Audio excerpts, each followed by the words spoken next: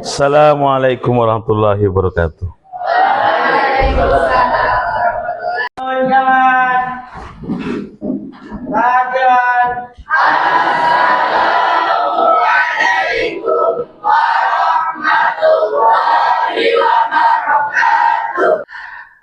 Masya Allah, ini masih banyak yang tidur ini. Aduh, bang dulu, bangun. Nah, ini yang di lorong maju ke depan sini. Karena kalau situ mengganggu pemandangan. Nuril, bangun. Kalau perlu cuci muka. Dan di belakang juga ya. Oke. Semuanya harus menerima pelajaran dengan siap dan fresh. Sebelum kita masuk ke pembelajaran, mari kita berdoa bersama-sama yang pada pagi hari ini dipimpin oleh Ananda Qadri. Silakan.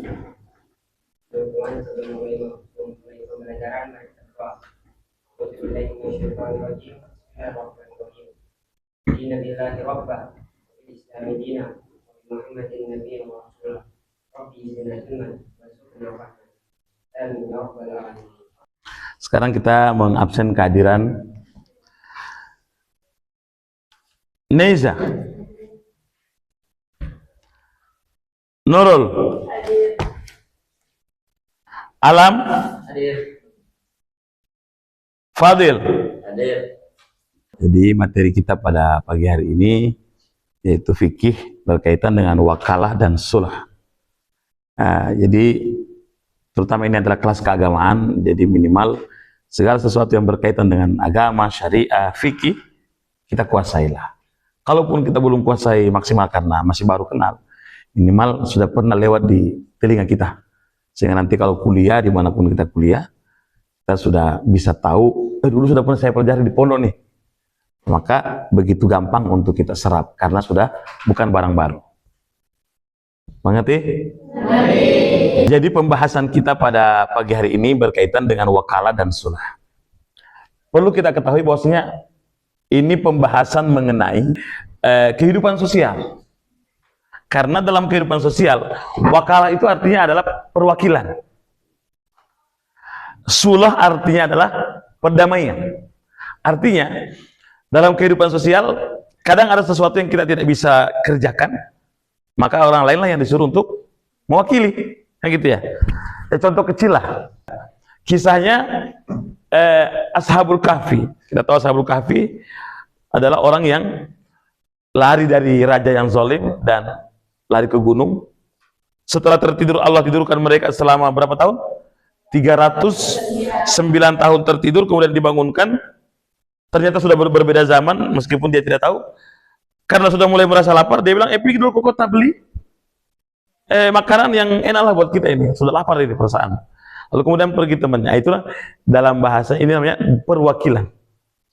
Kan pasti ada saja mungkin yang dibeli oleh si perwakilan ini yang tidak sesuai dengan keinginan. 1, 2, 3 orang atau berapapun itu. Tapi intinya adalah dia ini adalah orang yang diutus, apapun yang dia beli itu yang kita makan.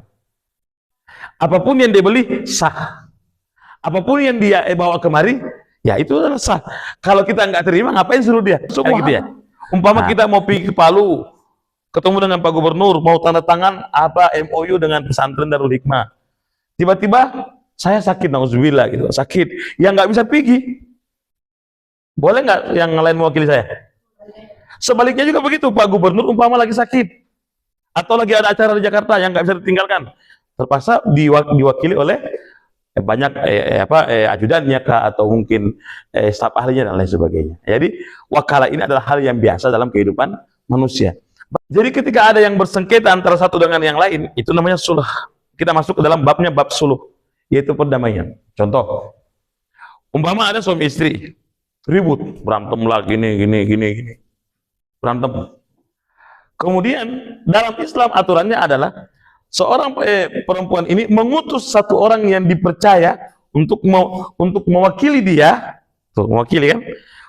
Dan seorang laki-laki juga ini mengutus mungkin pamannya atau saudaranya yang juga dia percaya untuk mewakili dia supaya masuk ke dalam suluh. Apa suluh tadi? Perdamaian.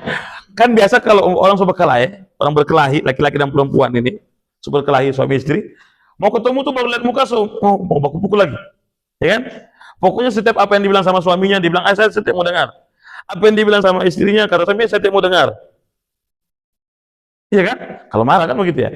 Maka kalau dalam kondisi yang demikian, yang ini mengutus satu orang yang bisa dipercaya, yang ini mengutus satu orang.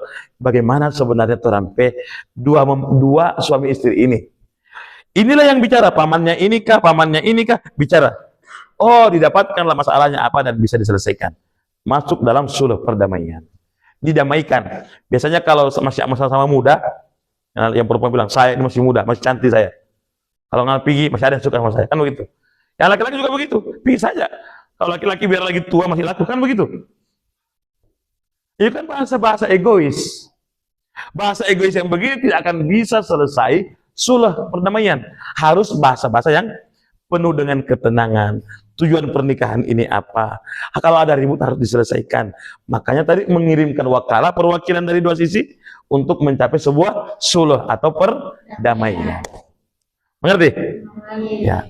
Ya, jadi seputaran rukun dan sulh tadi sudah kita bahas di awal pemahaman awalnya.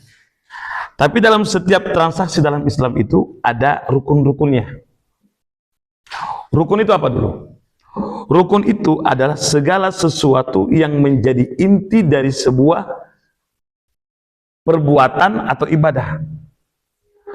Salat rukunnya itu takbir. Enggak takbir, rusak sholat. Al-Fatihah itu rukun. Sholat sendiri enggak baca Al-Fatihah, rusak sholat. Kalau jamaah masih boleh lah, karena ada imam yang ganti. Sholat enggak lupa ruku, rusak sholatnya. Harus ulang dari awal lagi. Lupa sujud, langsung tahiyat, rusak sholatnya.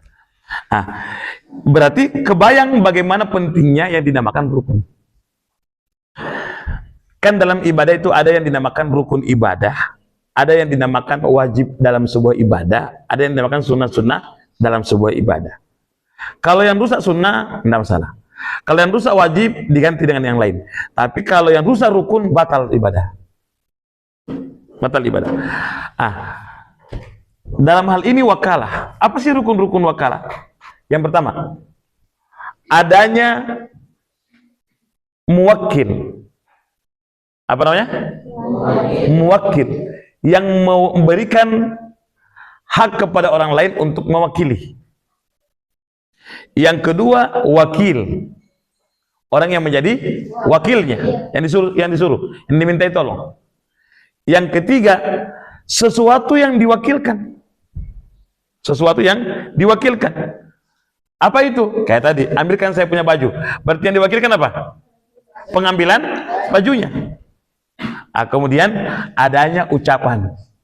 Ambilkan saya punya baju. Kalau tidak ada ucapan, bagaimana mau ada buktinya? Sama dengan pernikahan. Harus ada laki-laki mempelai pria. Ada yang kedua, ada mempelai wanita.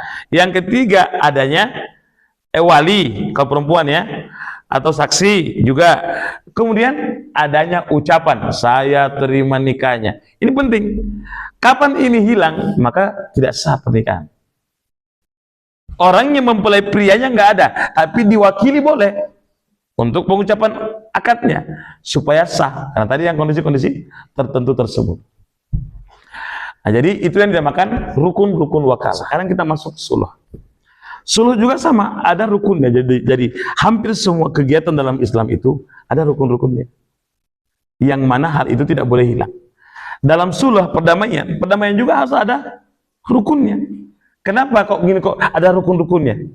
Supaya kuat di mata hukum. Ya kan? Sudah kamu bilang begini, iya, mana buktinya? Siapa yang kamu temani bicara? Ini saksinya. Apa yang kamu ucapkan? Ini lafaznya. Kan begitu kan? Makanya kalau sekarang kan sudah ada namanya notaris lah, ada yang nyatat semua. Nah, ini tujuannya. Dalam sulh ini atau perdamaian juga harus punya rukun. Nggak boleh cuma bilang sudah damai, sudah so aman. Itu kan kalimat-kalimat orang yang tidak mau repot kan? Tapi kira-kira kuat nggak itu di mata hukum? Nggak kuat. Sudah aman, Ustaz. Tuh. Padahal pas pulang ke sana bakal lain lagi nih anak-anak ini. Ya kan? Karena amannya cuma sekedar cerita tanpa bukti. Nah, makanya dalam perdamaian itu harus jelas siapa yang kasih damai, siapa yang berdamai, apa yang didamaikan itu apa isinya, yang tadinya bikin ribut itu apa, ya kan? Nah, jadi ini semua harus jelas. Jadi yang pertama rukunnya adalah musalih namanya. Rukunnya Rasulullah adalah musalih. Musalih artinya kedua orang yang bertikai. Ini musalih yang pertama, ini musalih yang kedua. Semua damai, namanya musalih.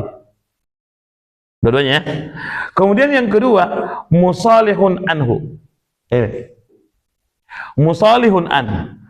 Orang yang apa? Yaitu persoalan yang diperselisihkan. Umpama dua bapak-bapak ribut. Masalah tanah. Dua bapak-bapak yang sudah mau damai ini namanya apa tadi? Musalih.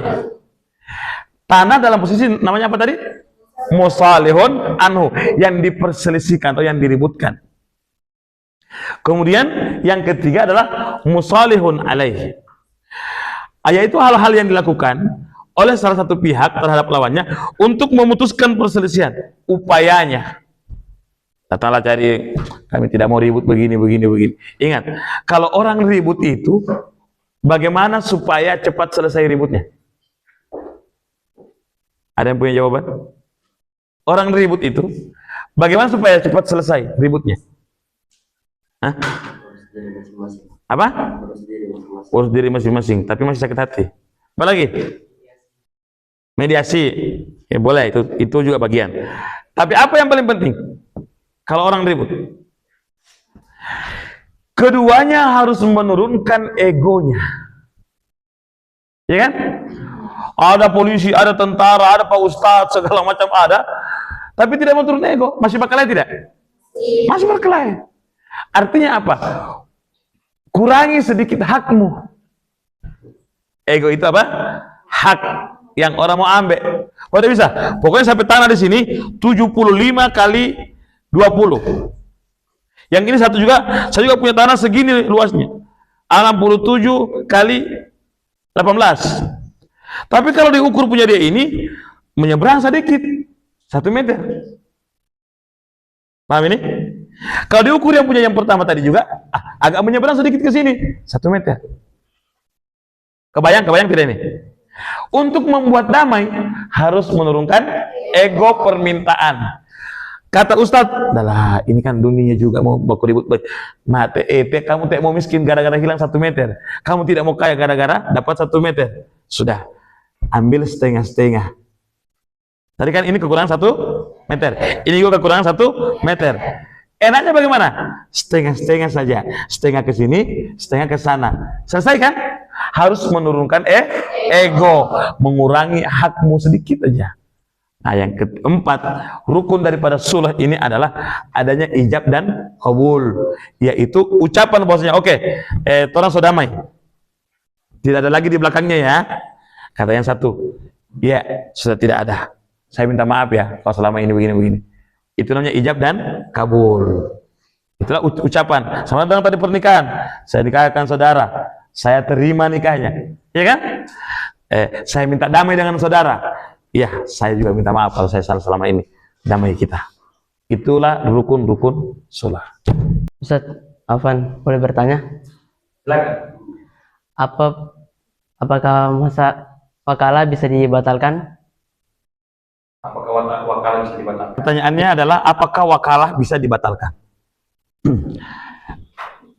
Tentunya karena wakalah ini adalah peminjaman atau penggunaan seseorang untuk dipakai menjalankan sebuah kehidupan sosial, dalam hal ini sebagai wakil atau wakalah. Apakah itu boleh dibatalkan? Boleh. Karena haknya seorang yang memberikan perwakilan atau mewakil tadi, dia berhak untuk tidak jadi, terus, kan begitu.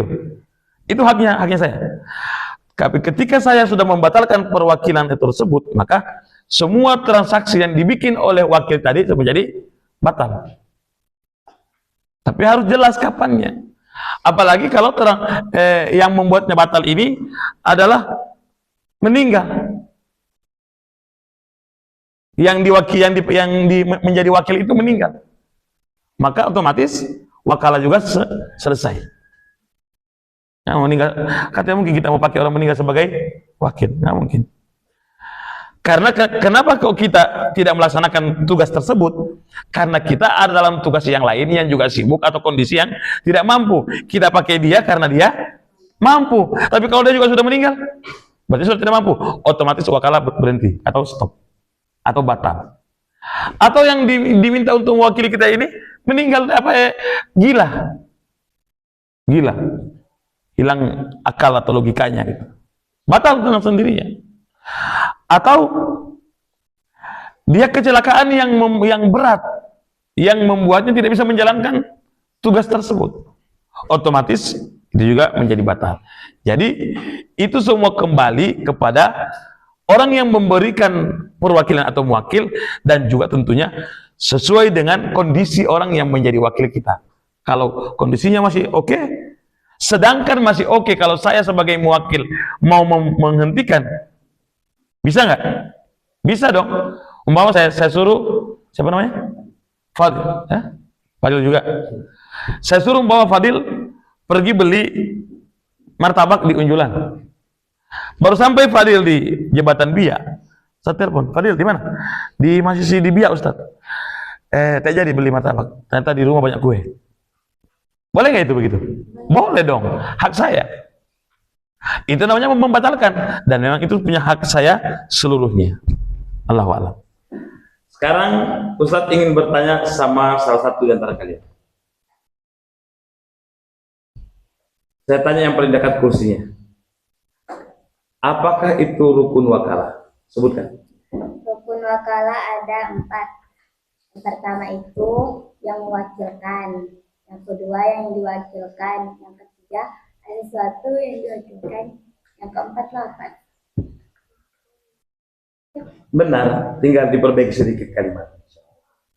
Alhamdulillah, kita sudah sampai di penghujung pembelajaran pada hari ini berkaitan dengan materi wakalah dan sulah. Sudah saya jelaskan tadi panjang lebar terkait wakalah itu bagaimana dengan rukun-rukunnya dan sulah dengan rukun-rukunnya. Kesimpulan dari pembahasan kita adalah bahwasanya Islam dengan kelengkapan syariat yang dimiliki, karena al-yauma akmaltu lakum dinakum dalam surah Al-Maidah, sudah kusempurnakan agama ini untuk kalian. Maka jangan heran jika dalam Islam seluruh gerakan manusia itu ada aturannya. Karena sempurna. Perempuan memakai pakaiannya bagaimana, ada aturannya. Laki-laki memakai pakaian bagaimana, itu ada aturannya. Orang mau masuk kamar mandi ada aturannya, keluar kamar mandi ada aturannya, mau makan ada aturannya, selesai makan ada aturannya, mau naik mobil ada aturannya, segala macam. Masuk masjid ada aturannya, keluar masjid ada aturannya. Saking lengkapnya. Dan dalam hal kehidupan sosial, dalam hal ini wakalah pun ada. Boleh mewakili dengan syarat ini dan yang sudah dijelaskan tadi. Ini rukun-rukunnya yang harus tersedia. Kapan tadi wakalah harus berhenti? Kalau begini-begini kondisinya meninggal, orangnya hilang kesadaran, dan atau orangnya mengundurkan diri, salah satu pihak mengundurkan diri, maka dengan sendirinya wakalah itu juga berhenti. Nah, artinya dalam kehidupan kita ini tidak mungkin dihindarkan dari hal yang demikian. Bagaimana seorang dokter mewakili orang yang sakit pergi membeli obat, ya kan? Bagaimana seorang perawat mewakili keluarga yang lagi sakit untuk memberi obat, ya kan? Banyak. Bagaimana seorang yang punya bengkel lalu kemudian menyuruh karyawannya untuk membeli alat-alat motor, itu diwakili kan? Kasih uang dia pergi beli. Seluruh kehidupan kita ada ya, pasti akan ada namanya wakalah atau mewakili. Jadi ini tidak bisa hilang. Terlebih dalam kehidupan rumah tangga juga sama. Bahkan ketika sampai pada tingkat keributan dalam rumah tangga, wakalah. Satu pihak mengirim satu pihak lagi mengirim satu, disuruh dua orang ini berbicara untuk memberikan kebaikan bagi kedua belah pihak. Yang nanti akan keluar poin bahwasanya pernikahan ini masih bisa dilanjut. Kenapa? Anda perempuan, turunkan egomu, jangan minta 10 juta per bulan. Kasihan kamu punya suami yang gajinya cuma 7 juta. Anda juga suami, jangan cuma kasih ke istri 3 juta per bulan, padahal bapak punya gaji 10 juta. Umpama. Jadi ada menurunkan ego untuk mendapatkan hasil yang terbaik. Inilah tujuan daripada syariat Islam. yaitu memberikan sebanyak mungkin kebaikan, manfaat dan maslahat, menjauhi keributan dan mengurangi sebanyak mungkin mudarat atau keburukan yang terjadi dalam kehidupan sosial. Inilah mungkin berkaitan dengan wakalah dan sulah. Insyaallah kita bertemu di pelajaran yang berikutnya. Assalamualaikum warahmatullahi wabarakatuh.